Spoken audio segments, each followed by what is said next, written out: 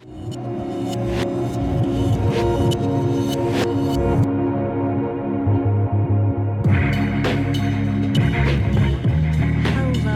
beautiful listeners. Welcome to the Mother Flutter podcast. I'm your host, Sarah Sawakis, and it has been a minute. I had no idea how much time and effort went into doing a podcast when I started this, but it's been a busy month. I was out of town for a little bit.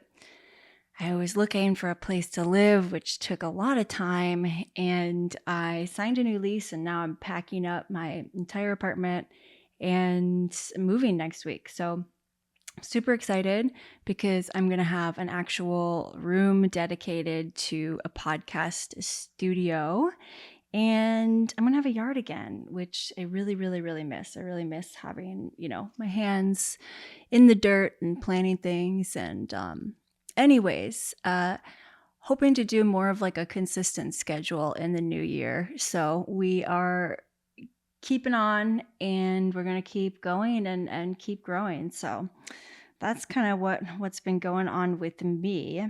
But today we're going to be doing an answer to a listener question, somebody who wrote in and asked a question about witchcraft. And before we dive into that, I just want to kind of go over, the word witch. And I use the word witch on purpose to inspire, conversation and education. It's a little bit edgy and makes a lot of people look at me like I'm crazy, which is fine. But if you look into the dictionary definition of the word witch, it usually says, or most definitions will say, a magical woman with who uses her powers, with malignant purposes, or a woman with malicious magical powers. And what's interesting is that if you look into the etymology and the history of the word witch, that malignant and malicious piece wasn't there. It originally, came from words that meant simply divination or magical or even holy. And I could probably do a whole podcast episode on the etymology of the word witch, and I'm sure it's somewhere, but I'm guessing that this malignant, malicious, devil association with the word witch came about probably somewhere around the 1500s, when Christianization of Europe was taking place and the privatization of land was taking place, and the witch trials and burnings and genocide of, tens of thousands of innocent people, lost their lives because of the accusations that they were a witch, and, plenty of torture and people being forced into confessing things that were not true. So definitely interested in the etymology and how that malicious, malignant piece, came to be. Really interesting if you start to look into it. But when I use the word witch, and the way that I would describe witchcraft is, it's a nature-based spirituality that uses energy to create positive change. And I like to use the word witch because I am committed to, reclaiming it and having it mean, that we all have this divine, magical aspect to us. And, a lot of these people who were accused of witchcraft were often outcasts. Some of them, were indeed, people who use quote unquote folk magic, or, midwives and healers and things of that sort. But some of them were simply outcasts, or people struggling with mental illness or disabilities, or they were beggars, or they were, single and unmarried. And there was all sorts of kind of different boxes that would, put people at risk for being accused of being a witch. And the common thread is that, they were all a bit fringe kind of outcasts, which I definitely, relate to. So, big proponent of reclaiming this word. And, let's get the dictionary definition to change too, because I don't know any witches personally, and I know many. And I don't know any personally that work with the devil or that use their intentions or rituals to cause harm to others. That seems like a waste of energy. Yeah. Anyways, so today, again, it's going to be a podcast episode answering a listener question that wrote in. So I'm going to read you guys the question here, and let me pull it up. So Emily writes in, and Emily says, I am a new non-theistic, non-secular witch, and I'm interested in using my witchhood as a way to worship, celebrate, and tend to the earth. I started getting into witchcraft about a year ago. I have 2 friends who are also witches, and we've talked about our beliefs and rituals with each other, but I've been struggling with finding rituals that resonate and feel authentic to me. I was wondering if in an episode you could talk about your rituals and practices to help new witches and find what feels authentic to them, or maybe some new advice for new witches. Otherwise, I would love some book recommendations for newbies. Thank you. Thank you, Emily. I love this question, and I think that it is, really important. I know that when I first started dabbling in witchcraft and going through, my books and all of that, I would follow these spell books and do these, elaborate rituals. And they were often very time consuming and caused me to, do a lot of hunting for, odd ingredients and things like that. And as I've become more comfortable in my practice and with myself, what works best for me is really just creating super simple, easy rituals into my daily life. And I will preface this by saying, I'm not going to share all of my rituals because some things are private and just for me. But once you kind of get a base for, working with different colors and tools and elements and, seasons and plants and all of that kind of thing, you'll become more comfortable kind of creating rituals on your own. So I wrote a list. I have 11 things here, and I'm going to read you guys the list and kind of elaborate as I go. So number 1 is working with the elements, right? So the 4 elements are air, water, fire, and earth. I love fire. I am a Sagittarius, which is a fire sign, just celebrated my 34th birthday. And the way that I use fire in rituals, I love beeswax or soy candles. I almost always have, one in every single room. And often what I will do is carve a sigil into the candles. And a sigil is basically a symbol. It can be an image. It can be a design created from basically one way to do it is create a phrase and then take all the vowels out of that phrase and then take all of the consonants. And with those consonants, you kind of create a shape that, other people wouldn't be able to read the message, but you know what it means. And you can carve that shape into the candle and burn it. And as it burns down, over the course of days or weeks, you can, number 1, look for different shapes or images in the wax or in the flame or in the smoke. See kind of what comes to you or, if anything pops out. And also just as you burn it, remembering the intention that you set. And you don't have to do some complicated sigil either. You can simply write, a dollar sign if you're, looking to attract more abundance, or joy if you're looking to bring more joy and lightness into your life, or just simple words or symbols that, resonate with you can work here. I love a bonfire too, if that's an option, or, you can always do. My cat is crying, but he does this all the time. I assure you, he's perfectly fine. He just doesn't like that I'm giving the attention to the pod instead of him right now. But that's Tink chiming in.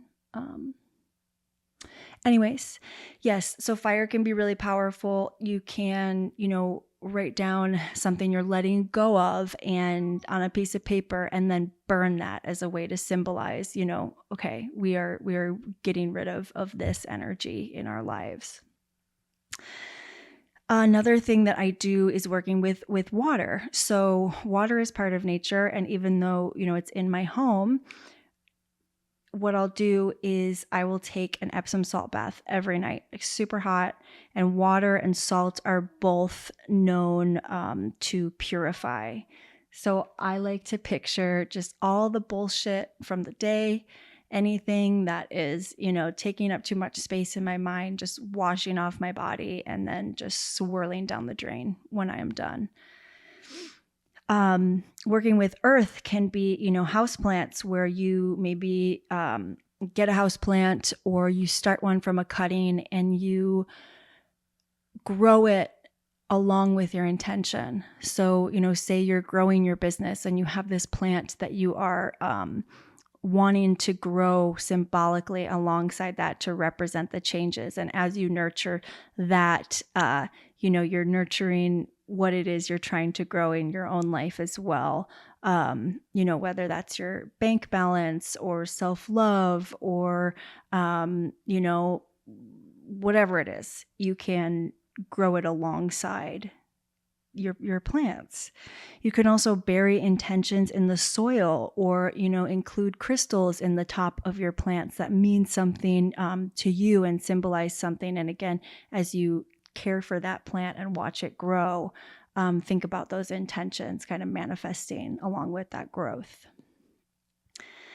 Working with air, one thing that I like to do is I will take, rose petals that I will infuse kind of with my energy and intention. And on a windy day, I will, hold them out in my hand and just let the wind take them away and trust that the universe is kind of taking those intentions with it to manifest them, and just letting the wind and the air kind of take it away from me, and letting go and trusting that that's going to get taken care of with my energy.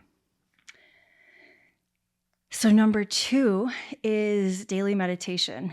And I know these sound like super simple, but again, creating easy rituals has been just like really helpful in staying consistent with a spiritual practice. Because I know if it's just easy and accessible, I'm way more likely to do it and feel better when I know that I feel better when I'm being consistent, as opposed to, these long, elaborate rituals that, take a lot of time and tools and ingredients. And that can be sometimes just a barrier because you just don't want to get that involved. So meditation is really, really, really, really helpful in my spiritual practice because, so number 1, like you realizing that you are nature. So in your, respect for the earth and for nature, remembering that you are part of that too. Like humans, we are just made, from other animals. And we like to think that, we're so advanced because of all of our access and, involvement with technology. But at the end of the day, we are animals, and we are made from the earth and the plants that grow here and the people. And so meditation really helps you remember that, and also get really clear on learning to trust your inner guidance, your intuition, your gut, how to, feel into your heart space. And even if you do it badly, it still works. And I promise I do it badly almost every single time. And all I do is set a timer for 10 or 15 minutes. I lay in my bed and I take deep breaths. And I will often, look outside and watch a tree or the birds. I love to meditate in nature as well. But it can be really, really, really, really simple and really easy. And it just trains you to get quiet enough so that you can hear your intuition, which is what's going to guide you into finding the practices that do feel authentic to you, that do resonate with you. Because if there's too much noise going on and too much external, just BS, then it's going to be hard to decipher what is true to you. So I think meditation is just a really easy and free way to practice quieting your life and your mind in order to get in touch with your intuition so that you can find what works best for you. So number 3 is daily time in nature. So I am a big walker. I like to walk in a forest preserve every day if I can. I try to live near one. If you don't have one near you, even just in your neighborhood or going to a local park will do.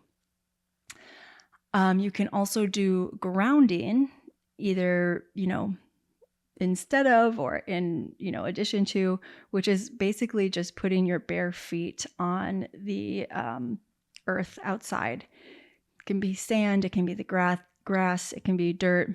And what I like to do is just like visualize a white light, like a white golden light coming up from the core of the earth and entering into the soles of my feet and like purifying my body. And I just essentially ask that core of the earth energy to, purify my intentions and help lead me in the direction where I'm supposed to go, and to essentially like use me for good, and yeah, just put me in that energetic space of like that pure source earth energy. And I know it sounds a little bit crazy, but it really does work. And I always feel really, really good afterwards. You can also just, put your hand like on the trunk of a tree and just, take a few deep breaths and like ask the tree to kind of give you some of its wisdom and energy and magic to kind of propel you through your day. And just those little things can help us like, get more in touch and in tune with nature, which is, I think, our natural state, and where we do find a lot of daily magic. In terms of daily time outdoors too, like you can find spaces that you return to where you do your own little ritual. So maybe it is a pond nearby, or a creek, or a river, or an overlook, or a tiny waterfall, or a big waterfall. But just these little places in nature that like resonate with you and your spirit, where you can return to meditate or set intentions or, do rituals on a regular basis. I think that can be really powerful, especially because, you can keep coming back and build on that energy. And it's like a little, sacred space out in nature that you get to know better and that you can return to. So number 4 is I buy myself bouquets of flowers every week. They last like a week and a half. It's worth every single penny to me. And to me, it just helps, like, I could just stare at flowers, especially roses. They're so beautiful. And so just like having them in my home just reminds me of the beauty of nature and, how much beauty and joy like surrounds us in our everyday lives, and to kind of just more easily tap into that. And I know that a lot of people say, oh, I don't like buying flowers because then they just die and then it's depressing or whatever. But what I like to do, well, so number one, if you just cut the bottoms off of the flowers with like sharp pruners at like a 45-degree angle, or even straight, honestly, just cut like about an inch off of the stems at the base every day, and just change the water every day. They will last for like a week and a half, or maybe even 2 weeks if you take care of them that way. And then, when they do start to wilt, what I like to do is I'll cut just the heads off and I'll throw away the stems. And then I will take the petals or the flowers themselves, and I will go to a public park or maybe some of those, spaces that I'll return to, and I will make art with them, whether it's just, a design like a mandala, or, shapes and symbols like a heart shape, or, one time I made a little smiley face. And I will kind of, pass my intentions on with those petals for, my own rituals. And then I do like to think also about, some kid or just some person walking by, stumbling upon them and being like, wow, like this is so cool. What is this little magical, gorilla flower art here? I actually got to see it one time.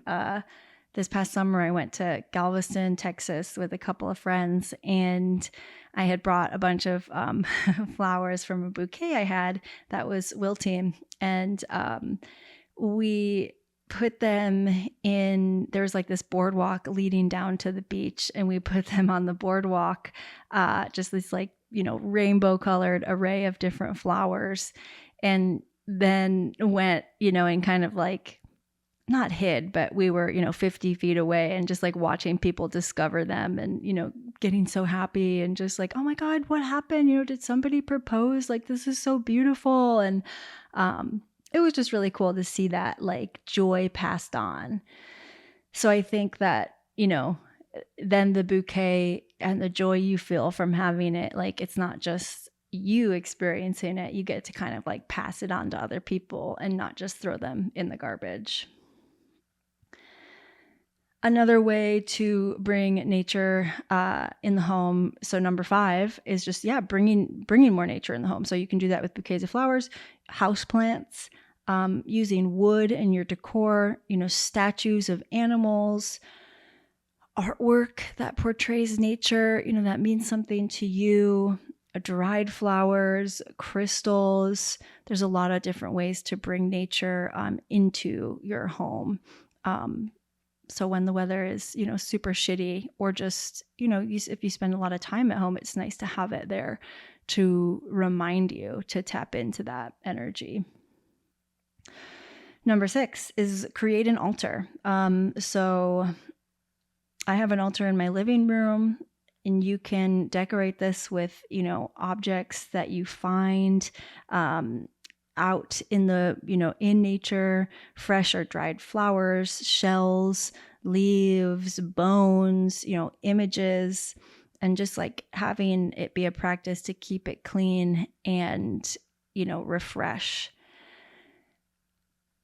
Going back to daily time outside too. So what I will often do when I go on walks is, if there's something I'm kind of like working through or looking for an answer with something in my life, I'll say, like, okay, universe, like, please give me a sign on this walk, and how that often manifests is in found objects. So, a lot of people might consider this stuff like trash, but, I have found, stickers and ribbons and little like gems, or, different, colors that mean something to me, or little animal figurines that kind of give me an answer or point me in the right direction. And a lot of these things end up on my altar. So that's another ritual that I'll use pretty regularly is, found objects outside. And that can be another fun way to decorate your altar. So kind of along the same line. So number 7 is animal symbolism. So when I'm out in the world and an animal, strikes me and just kind of causes me to pause, like I will often look up what is, the symbolism or the spiritual meaning of this animal. And it's usually a message that I needed to hear, or, some kind of message from the universe to point me, in the right direction. So, I mean, I can't say that it's every animal, right? There's a lot of squirrels and pigeons I see that don't, necessarily, cause me to look twice. But if there's a black squirrel that, makes me stop in, wonder and look at it and go, what is that? Or, a fox that stares at me on the trail, or this beautiful red cardinal, I'm going to look it up and see like what message is there for me. And I think that animals do come into our life and bring messages. And I think that, paying attention to that and looking into what that particular animal means can be a really powerful way to tap into nature and its and the messages that it's sending us. So number 8 is gardening, right? So almost every plant, herb, flower, tree has some type of like medicinal or metaphysical property. So you can, if you have access to a garden or even just a deck where you can plant things, or, your houseplants, and looking up the medicinal or metaphysical properties of the houseplants that you have, or maybe, want to acquire. That can be really, really, really cool to interact with the nature itself and like cultivate life, and especially like digging your hands in the earth and in the soil. Number 9 is sex magic, right? And this goes back to the fact that we are nature. And so sex magic, to put it very, very simply, is using the energy of climax and orgasm to manifest your desires. And you can do this solo or with a partner. But it is, one of my favorite favorite rituals to incorporate, because it's easy, and orgasm is just like a really, really, really powerful source of like concentrated divine energy. And you can visualize what it is, you are trying to create or bring into your life as you climax. And again, this goes back to, again, honoring that, we are nature, and we all have this, divinity and innate spiritual knowing in us. And number 10 is the moon, using the moon and your menstrual cycle. So if you go back to the previous episode, we talk all about menstrual cycles and how to not make them hell anymore, which is possible, ladies. I have been there and I've come out the other side. The book Period Power by Maisie Hill is really, really, really great. Highly recommend it. And, really taught me how to get more in tune with my own cycles and rhythms.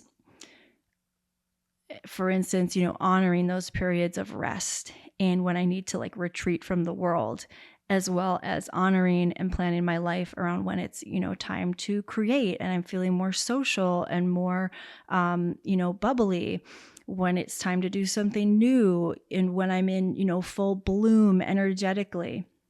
You can also use the moon if you don't menstruate, or if you do. And so basically, to put it really simple, with using the moon to cycle with ritual and intentions.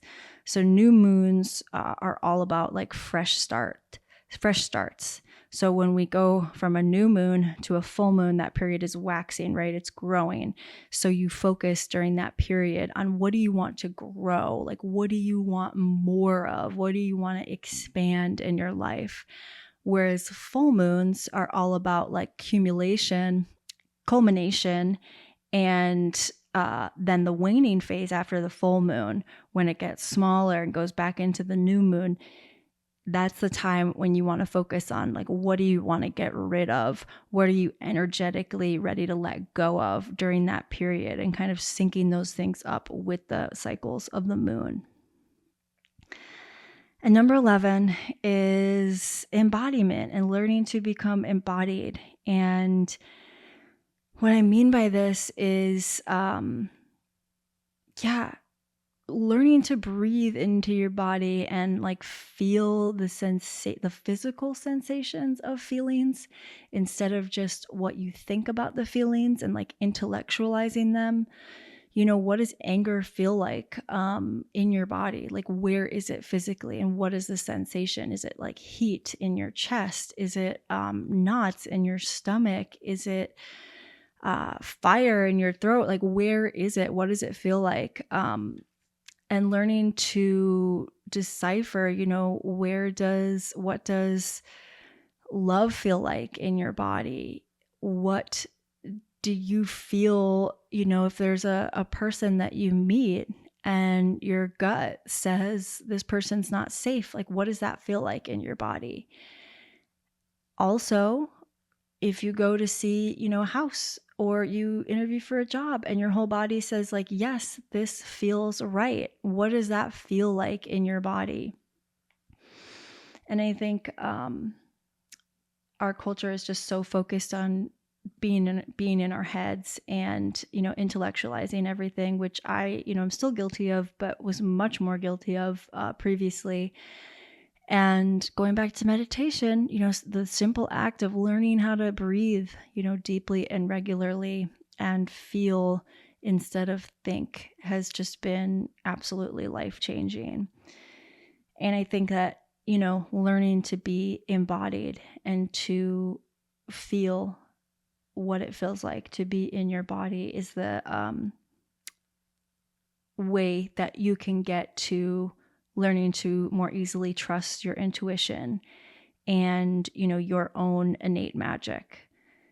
It is helpful, to learn the basics and to learn from other people and other practitioners, but also like, you get to create your own rituals and like what works for you. And becoming embodied is a way that you will be able to trust that, be able to trust what you're creating and what you're drawn to. And that's the cool thing about spirituality, is that it doesn't have to follow a rule book. It doesn't have to follow some script. It can really be what makes sense to you and what feels right to you in your heart. If you do want a book, though, there is a book in particular that I recommend, especially if you're interested in, the earth and nature-based magic. So it's Ella Harrison. It's called The Book of Spells, and it's 150 magical ways to manifest your heart's desires, or to achieve your heart's desires. Anyways, highly, highly, highly recommend that book. Super simple, super accessible, and has a lot of good information just on kind of like getting the basics of different crystals and elements and days of the week and things like that. So highly, highly, highly recommend Ella Harrison, Book of Spells. And you can also just like pop into, the best local library you have and like go poke around the 130s in the Dewey Decimal System. So nonfiction, I think it's like probably 129 to 132 is where you're going to find books on witchcraft. Similarly, if you have a good local bookstore and you just look up witchcraft, and see where any one single book on witchcraft is, there's going to be others nearby. That's often going to be in the metaphysical section, sometimes in religion. So I hope that this helps and helps you, find a little bit more magic and ways to incorporate spirituality and witchcraft into your daily life in a way that is easy and accessible. Because let's face it, we don't always have time to gather our best girlfriends and dance naked under the full moon. It's just not always feasible. If you do always make the time for that, like go on with your bad self and respect. Personally, I just, can't incorporate that into my daily life as much as I'd like to. So yeah, it doesn't have to be hard. It doesn't have to be super complicated. And yeah, thank you guys for listening. Stay tuned as we, enter the new year and get a podcast studio. I'm definitely going to be alternating with solo episodes and guests. Feel free to send me a DM if you want me to answer a question. You can find me on Instagram at Sarah Sawakis. And also, I have a Substack under the name Mother Flutter as well. If you want to read exclusive essays from me, it is, you can find it Substack Sarah Sawakis or Mother Flutter Substack. And it's free for now, so subscribe while it's free. All right, guys, that's all I have for today. But as always, thank you for listening and have a lovely